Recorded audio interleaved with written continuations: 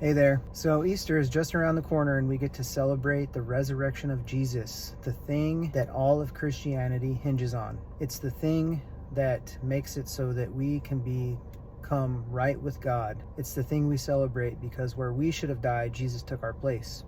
And then he rose again. But in the accounts of the Easter story, specifically in John, there's one portion that a lot of people overlook, and it's one thing that tells us that Jesus is absolutely in control. And so I know I've read over it and just kind of skip past it. It can be easy to just look over, but I saw a video recently where somebody brought this out, and it's kind of just mind-blowing.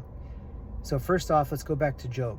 In the book of Job, we see Satan is messing with Job. He's tempting Job. He's taking things from him. He's hurting him. And Satan is just ruining his life. And in the end, he comes out on top because of his faith.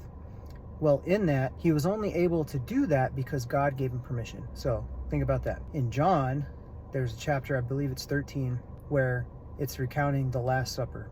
So they're at the Last Supper. Jesus says, one of you is going to betray me. And the disciples are like, who's it going to be?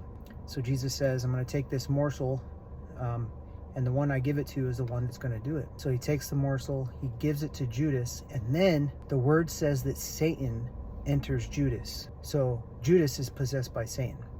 After that, immediately after that, Jesus then tells Judas, or really Satan, to go and do what he must do quickly. So Jesus is speaking to Satan, who is within Judas, and he's giving Satan permission to get this thing going. You know, there's multiple times where Jesus says, it's not time yet, it's not time yet.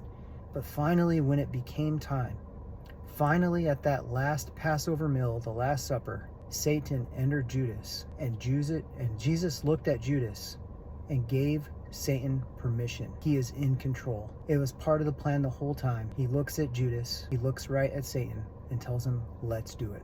And then he goes through with the greatest rescue story that there ever was. And he makes a way for us to be right with God. And so as we celebrate Easter, just remember what this is actually about. Remember to keep your eyes on him. He's in control. I love you. God loves you. Have a great day.